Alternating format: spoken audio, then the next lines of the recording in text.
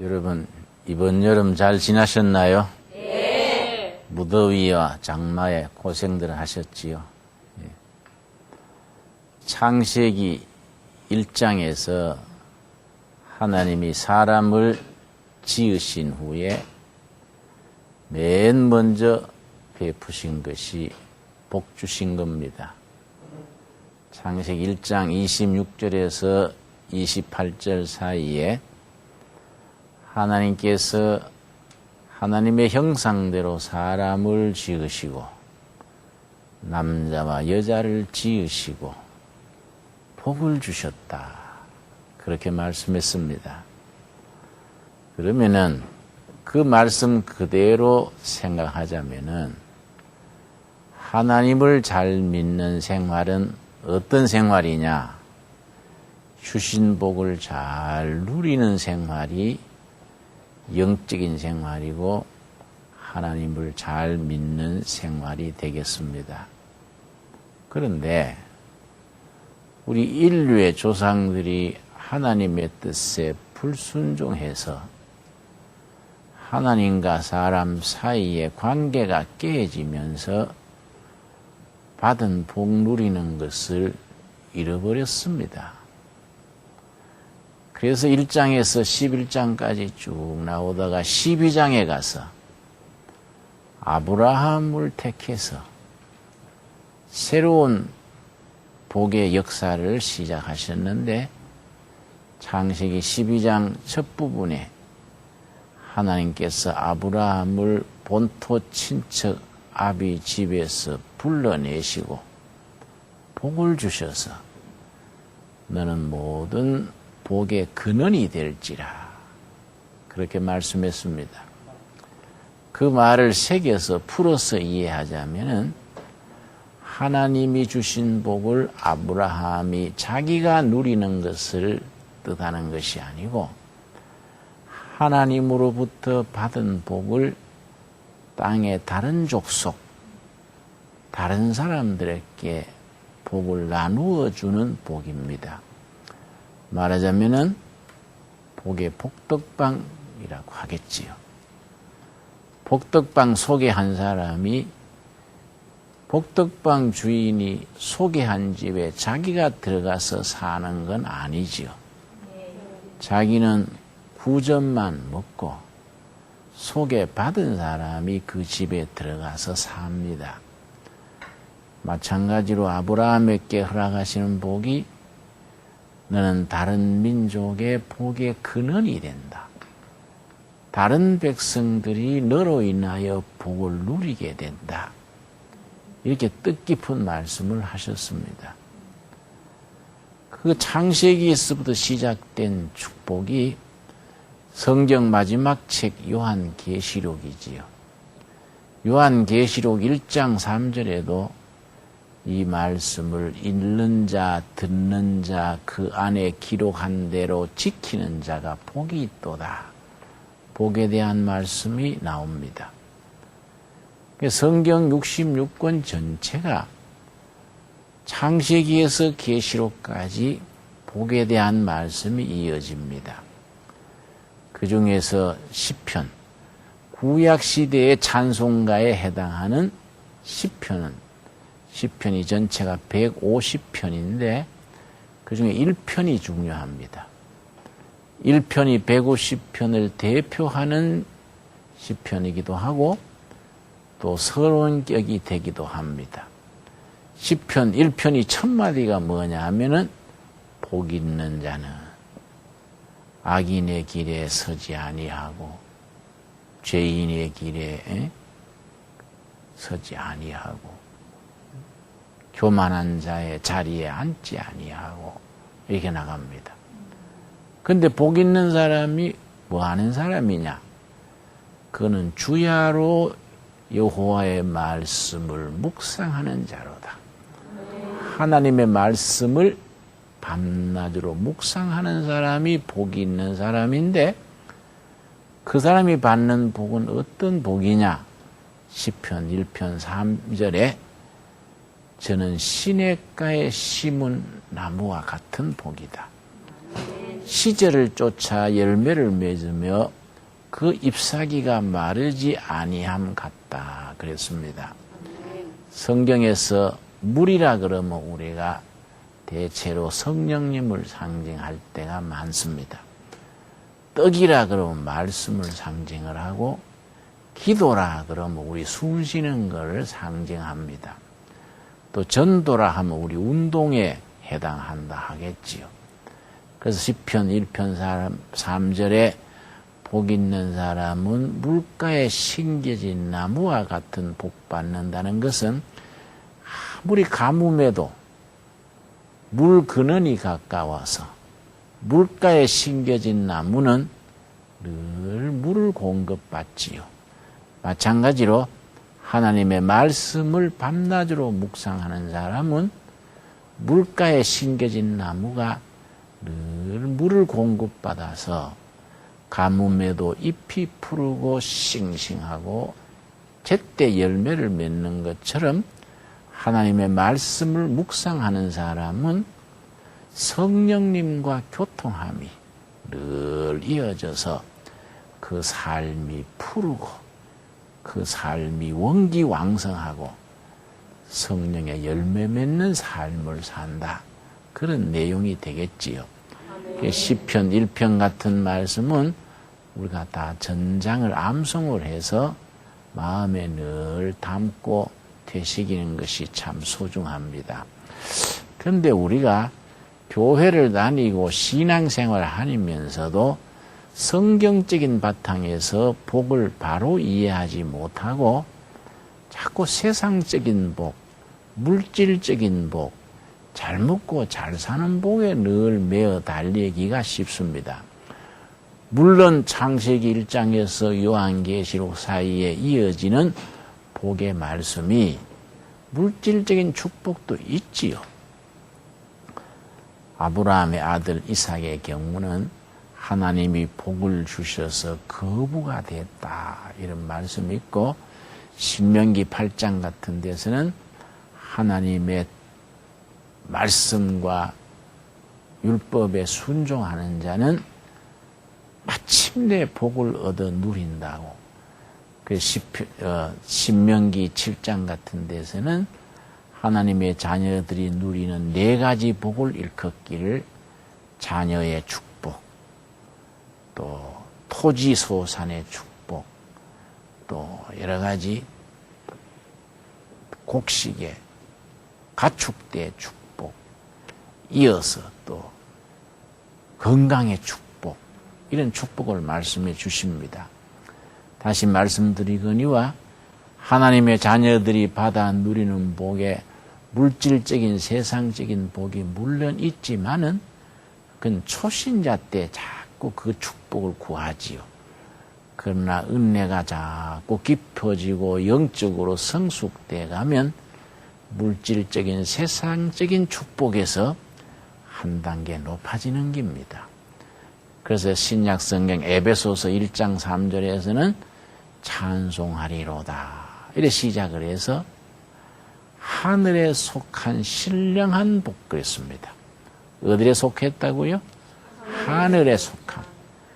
땅에서 살고 있지만은 땅에 속한, 잘 먹고 잘 살고 부귀 장수 영광 누리는 이런 땅에 속한 복이 아니라 땅에 살지만은 하늘에 속한 복이고, 물질적인 세상적인 복이 아니라 신령한 복으로 나아가게 되는 겁니다. 그래서 특별히 마태복음 5장, 6장, 7장을 산상수훈이라 하는데, 이 산상수훈이 8가지 복, 8복으로 시작이 됩니다. 물론 예수님의 가르치신 복에는 상산수훈 외에도 복에 대한 말씀이 여러 번 말씀하셨지요. 예를 들어서 예수님이 4번에 걸쳐서 이런 사람은 복이 있다 직접 하신 말씀이 있는데, 첫 번째는 마태복음 16장에 보면은 마태복음 16장 13절부터 16절 사이에 예수님이 자기 제자들과 대화를 합니다. 예수님이 제자들에게 물었습니다. 사람들이 나를 누구로 하느냐? 요즘 말하면 여론을 청취하는 거예요. 세상 소문에 나를 누구라 하느냐? 그랬더니 예수님의 제자들이 세례 요한이라 합니다. 어떤 사람은 엘리야라 합니다. 어떤 사람은 예레미야의 출현이라고 얘기합니다. 이렇게 말하니까 예수님이 중요한 질문을 했습니다. 그 질문이 지금 우리들에게 주시는 질문으로 우리가 받아야 됩니다. 너희는 나를 누구라 하느냐? 요 질문이지요. 지금 우리한테 물으시는 겁니다. 너는 나를 누구라 하느냐? 예수님을 누구로 알고 믿고 고백하느냐는 것이 그 사람의 운명입니다. 옛날식으로 말하면 그 사람의 팔자요, 팔자. 예수님을 누구로 알고 고백하느냐? 그 사람의 값어치가 그 대답에서 나오는 거이지요. 그렇게 물었더니 예수님의 제자 중에 선뜻 잘나서는 제자가 있습니다. 누구겠습니까? 응? 베드로지요. 베드로. 베드로가 착 나서서 주는 그리스도시요 살아계신 하나님의 아들이로소이다. 정답 중에 정답이지요. 그랬더니 예수님께서 뭐라 하시는 거 아니? 네가 그렇게 고백하는 것이 복이 있다. 바로 믿고 바로 깨달아서 바로 고백하는 게 복이다. 뭐 오래 산다, 재물이 풍성하다, 인기 있다 이런 복의 차원을 넘어서서 이 땅에 오신 하나님 예수님을 바로 알고 바로 믿는 그 신앙 고백이 복의 진짜 백이다. 또 예수님이 제자들에게 하신 말씀 중에 예수님이 제자들의 발을 씻겼습니다. 요한복음 13장이지요. 제자들의 발을 다 이제 무릎에 수건을 두르시고 제자들의 발을 다 씻기신 뒤에 예수님이 뭐라 했었냐면은 내가 너희 발을 씻겼으니 너희도 이같이 하라. 이같이 행하는 자는 복이 있느니라. 여기서 발 씻긴다는 말은 뭡니까? 섬기는 삶이지. 여러분이 부부 생활을 하는데 아내로서 남편한테 당신은 왜 나한테 잘 안 해주냐?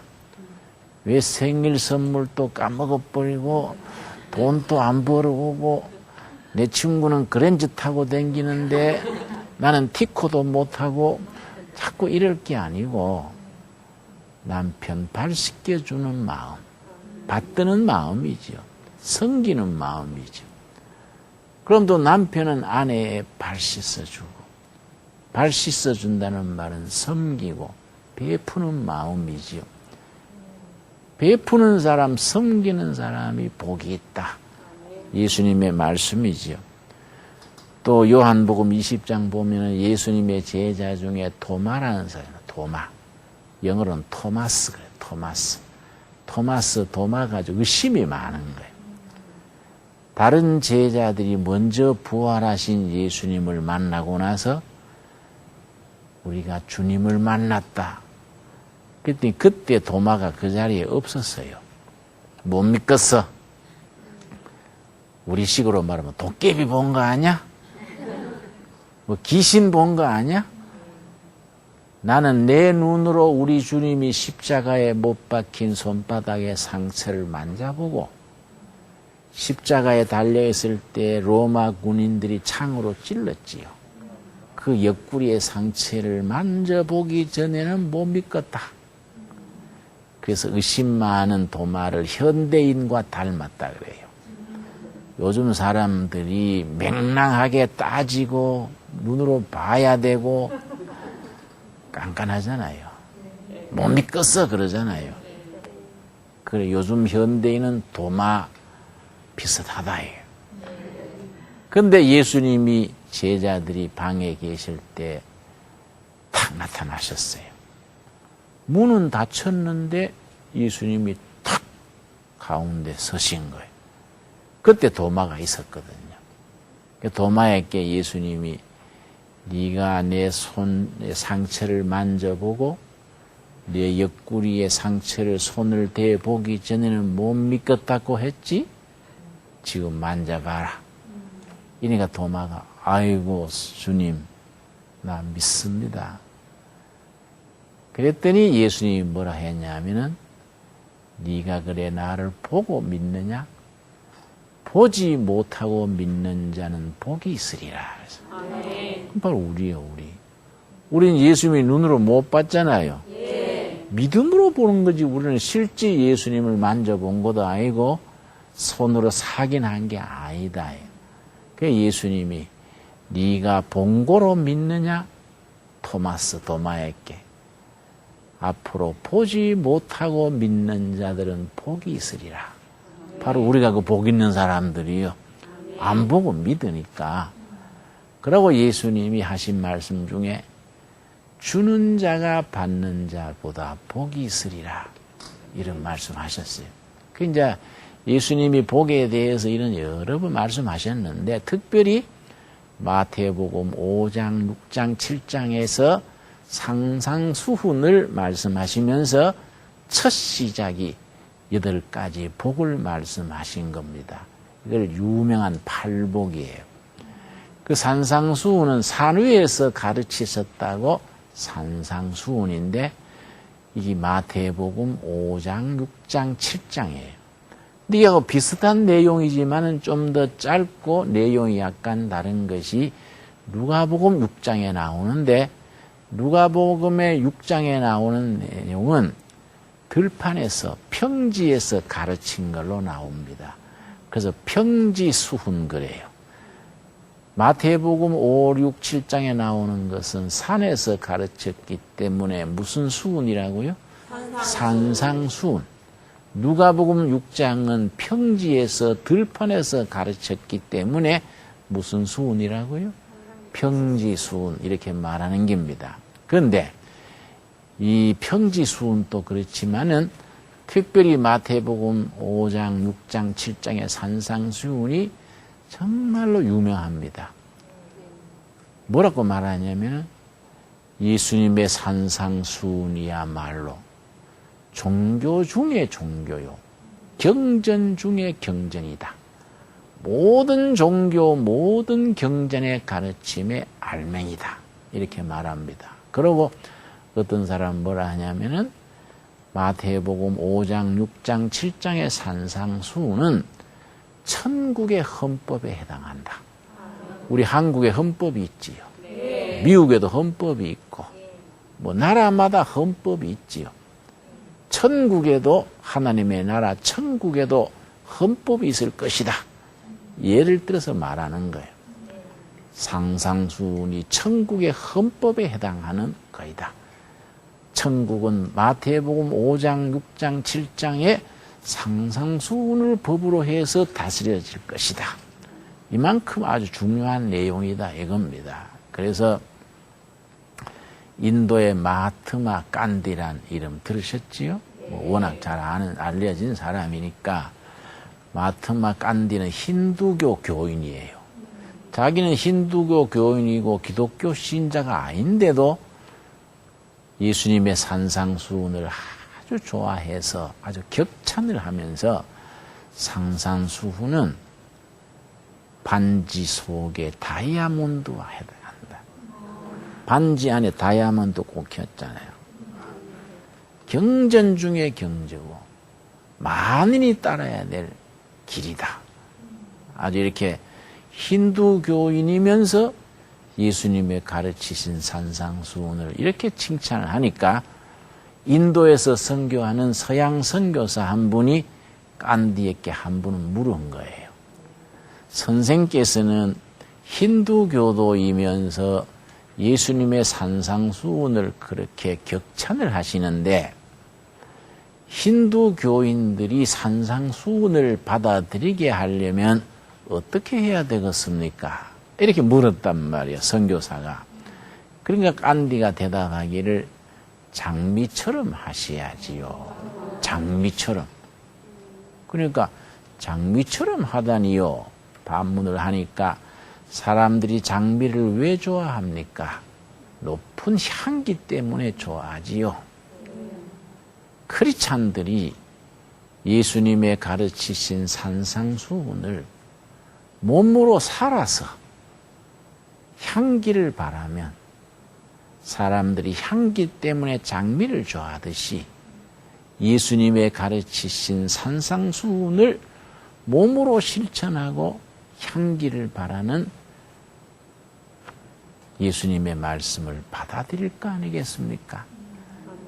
크리스찬들이 장미처럼 예수님의 가르치신 대로 행해서 향기를 바라면은 힌두교도들도 불교 신자들도 산상수훈을 받아들이게 되겠지요. 이런 유명한 말을 남겼어요.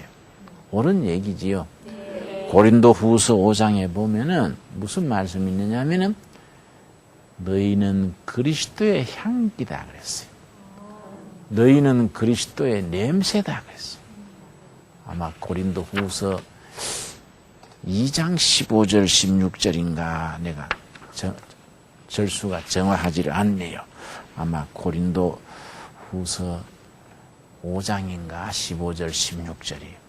너희는 그리스도의 향기고 그리스도의 냄새다. 산상수훈뿐 아니라 성경 말씀, 예수님의 말씀을 그렇게 살면서 예수님의 향기를 바라는 거예요. 크리스찬다운 냄새를 피우는 거예요. 그러면 세상 사람들이 결국은 예수님을 믿게 될 거다 이거죠. 그렇게 이제 유명한 것이 산상수훈인데 산상수훈의 첫 시작이 뭐냐 하면은 마음이 가난한 자는 복이 있나니 이렇게 이제 시작됩니다. 먼저 마태복음 5장 1절 한번 찾아보겠습니다. 마태복음 5장 1절 말씀. 예수께서 무리를 보시고 산에 올라가 앉으시니 누가 나왔습니까? 제자들이 나온지라. 그때는 마이크도 없을 때인데 어떻게 하셨는지 모르겠어요. 천국 가면 예수님한테 물어보려고 그래요. 예수님 그때는 마이크 없어서 어떻게 했습니까?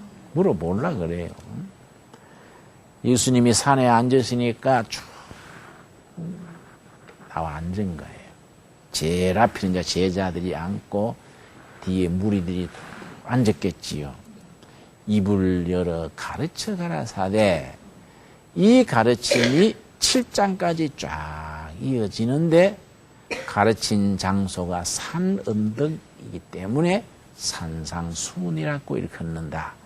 내가 설명드린 바입니다. 그런데 첫 시작이 뭐냐면은 8가지 복부터 시작하는데 산상수훈에 나오는 팔복이요. 팔복. 아주 유명한 부분이지요. 첫 마디가 뭐이냐? 3절 말씀. 심령이 가난한 자는 복이 있나니 천국이 저희 것이며. 근데 성경 원문에는 이런 식이 아니고 복이 있도다. 심령이 가난한 자들이여 천국이 저희 것이라. 이렇게 나가는 겁니다. 복이 있도다. 이 성경 원문에 헬라어에 복이 있도다가 마카리 오이요. 마카리 오이. 마카리 오이 복이 있도다.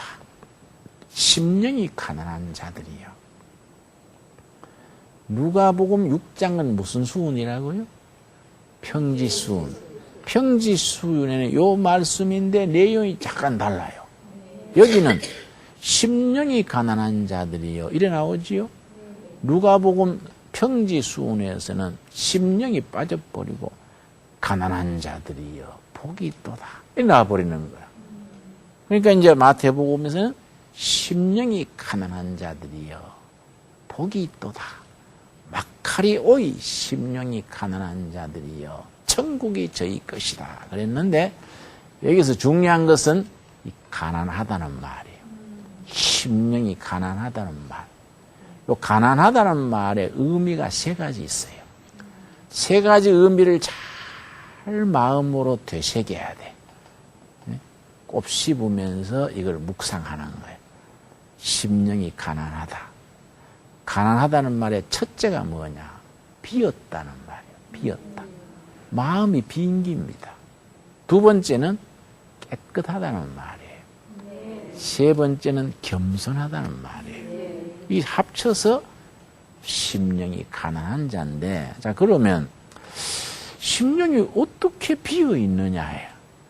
어려서부터 지금까지 원망도 있고, 시비도 있고, 한풀이도 있고, 상처도 있고, 욕심도 있다. 우리 마음을 가만히 들여다보면은 휴지통과 같아. 온갖 잡동사니가 들은 거야.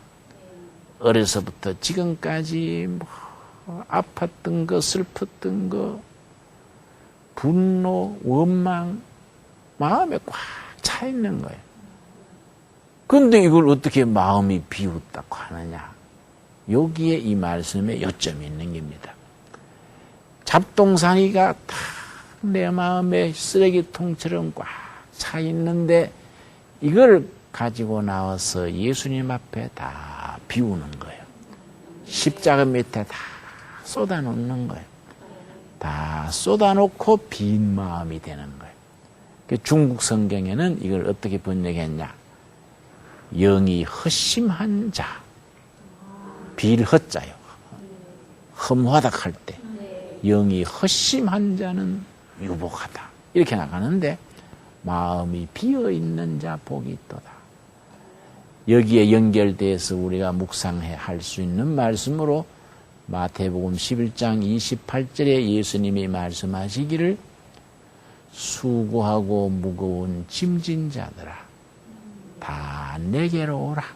다른 말로 하면 마음이 이런 거 저런 거 상하고 아픔과 원망이 가득 차서 어떤 사람은 신경쇠약, 불면증, 우울증 이렇게 시달리는 사람들이 많은 거예요. 수고하고 무거운 짐진 자들아 마음속에 잡동사니 이런 것 저런 것 잔뜩 채워가지고 살아가는 게 힘들고 숨가쁜 자들아 내게로 와라. 내가 너희를 쉬게 하리라. 해당되는 말씀이지. 자기 지고 있는 마음의 짐, 인생의 짐 다 예수님 앞에 내려놓고 쉬는 거예요. 쉬는 거예요. 그래서 신앙생활에 처음 시작할 때 쉬는 것부터 해야 돼. 일하는 것부터 하려고 그러는 게 아니라고. 근데 교회 일에 보면은요, 초신자 때 은혜 받아가지고 막 일하려고 그런다고. 천천히 하세요. 그동안의 인생살이 힘들었던 거 은혜 중에 푹 쉬고 말씀 속에 자라서 일은 천천히 해도 됩니다. 처음부터 일 서두르다가 나중에 상처받고 막 나중에 열받아가지고 막 잘 믿는 사람들이 뭐 그 모양이야. 혈기를 내고 나중에 뭐 회장이나 총무 맡아가 열받아가지고 그리고 월급 받고 회장하냐. 응? 혈기를 내고 그런다고요. 그러니까 사도 바울이 그랬어요. 초신자들에게 교회 일을 맡기지 말라. 바울이 그런 걸 다 알고 얘기한 거이지요. 그래 마음이 비었다는 말. 마음이 비었다는 거. 두 번째 마음이 깨끗하다 그랬지요. 미스터 크린이요. 미스터 크린. 미스 크린. 깨끗한 겁니다. 마음이 비우는 거와 마찬가지지요. 살아오는 세월에 우리 마음이 어떻게 깨끗하냐예요. 이런 상처 저런 상처 이런 게 다 마음에 상함이 있고 한데 어떻게 깨끗하냐. 제가 중학교 1학년까지는 시골에서 하고 중학교 1학년 말에 대구 도시로 나와서 학교로 옮겨서 했습니다. 내 고향이 경상북도 청송이라는 데요. 아주 산골짜기예요. 거기 이제 시골 중학교 1년 다니다가 1년 말에 대구로 나왔는데 1학기 때 여름방학 전에 하루는 영어 과목인데 선생님이 늦게 들어왔어요. 늦게 들어오니까 애들이 떠들잖아요. 막 떠들고 장난치고 막 그런데 선생님이 늦게 들어오니까 선생님이 들어오는 걸 잘 못 봤어요. 그 애들이 계속 떠드는 거예요. 떠드니까 선생님이 화가 났던지 제일 앞에 있는 나를 불러내가지고 사정없이 때린 거예요. 내가 어릴 때 아주 키가 작았습니다. 지금도 뭐 큰 키는 아니지만은 그때는 고등학교 지나면서 조금 컸지 제일 앞에 섰어요. 제일 앞에. 제일 앞에 앉았으니까 불러내기 쉽잖아요. 나와. 뺨을 때리고 발로 차고 황당하게 맞는 거지 나는. 나는 완전히 날벼락이지. 너무 억울하고 너무 놀라고 그러니까 너무 어처구니 없어가지고 이 마음에 상처가 된 거예요. 그 뒤에 선생님만 보면은 막 싫고 그 과목도 하기 싫고 내가 그게 중학교 1학년이니까 14살 때쯤이지요? 중학교 1학년 나이가 있잖아요. 18살, 13살, 14살 하면 그럴 때인데 내가 60이 넘어가지고 종로에 걸어가다가 그 영어 선생 닮은 사람을 만난 거예요. 본인도 아니에요. 닮은 사람 만났는데 갑자기 몸이 굳어지고 머리에 열이 확 나는 거예요. 50년 지났는데 50년 전에 그 상처받은 거 그것 때문에 50년 지났는데 그 사람 본인도 아니에요. 닮은 사람 만났는데 막 열이 확 오르고 숨이 가빠지고 막 하더라고요. 이게 마음의 상처예요, 상처. 응? 이런 것들을 잔뜩 지고 이게 빗나가면 우울증 걸리고 노이로제 걸리고 심하면 정신질환으로 가서 고생하는 거예요. 이런 상처를 극복하지 못하면 인간관계를 잘 못하는 거예요. 심지어 부부 사이도 이런 상처를 극복 못하면 자기 상처 때문에 마누라 들볶는 거예요. 그것까지는 그렇다 치고 자기 애를 때리는 거예요. 내가 포천에 해 뜨는 마을이라고 소년원에서 나온 애들을 돌보는 마을이 있어요. 거기에 15살 먹은 소년을 만났는데 얘는 왜 죄를 짓고 소년에 있다가 그리 왔냐면은 초등학교 3학년 때부터 15살까지 자기 아버지가 술만 먹으면 자기를 때리는데 쇠망치로 때리는 거예요. 쇠망치로. 알코올 중독자인데. 쇠망치로 때리다가 때려가지고 피가 자기 옷에 튀면 피가 튄다고 또 때리는 거예요. 그래 아버지한테 맞아가지고 병원에 입원한 것도 여러 번이야. 여기서 빗나가가지고 비행청소년 돼가지고 죄 감옥에 간 거예요. 그러다가 그 해 뜨는 마을에 와가지고 신앙으로 인격적으로 잘 치료받으니까 자기 눈물을 흘리면서 아버지를 용서한다고 그러더라고요. 이게 마음 비우는 거예요. 자기 아버지한테 매맞고 상처받았던 거 이걸 비우는 거예요. 우리 청소년들 참 아픈 사연이 많습니다. 지금 전국에 11만 명의 청소년들이 길거리를 헤매요. PC방에 자거나 빈 건물에 자거나 11만 명이나 길거리에 헤맨다고. 그 중에 한 명 내가 만난 아이는요. 자기 어머니를 도저히 용서하지 못하겠다는 거예요. 그 왜 그러냐 하니까 자기 아버지 출장 간 사이에 엄마가 보이프렌드, 남자친구를 불려들어가지고 같이 지내는 동안에 초등학교 3학년 자기는 보일러실에 가둬놓은 거예요. 방해된다고. 자기는 그 어머니를 용서하지 못하는 거예요. 어머니를 용서하지 못하니까 비행청소년, 범죄꾼이 되는 거예요. 이런 아이들을 정말 사랑을 베풀고 그 마음을 정말로 비워서 깨끗하게 되도록 그 상처를 회복시켜 줄 수 있도록 품어줘야 되는 거예요. 그렇지요? 내 자식 아이라고 못 본 척하면 안 된다.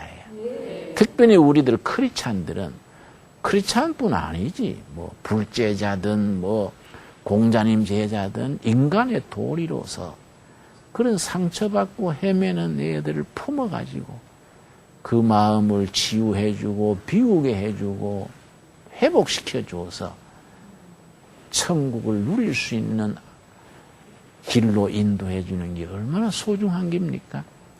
그게 내가 말씀드렸잖아요. 중학교 1학년 때 상처받은 것이 50년 지난 60 지나가지고 열받더라, 이게. 응? 이 마음을, 그거는 비우지 못한 거예요, 그거는. 그래서, 심령이 가난한 자는 복이 있나니, 막칼이 오이 심령이 복이 있도다 마음이 가난한 자들이여 천국이 저희 것이미로다. 그렇게 했는데 그 가난하다의 의미가 세 가지라 그랬죠? 네. 첫째는 마음이 뭐이라고요? 비어있다. 허심, 빈 마음. 두 번째는 마음이 뭐이지요? 깨끗한 마음.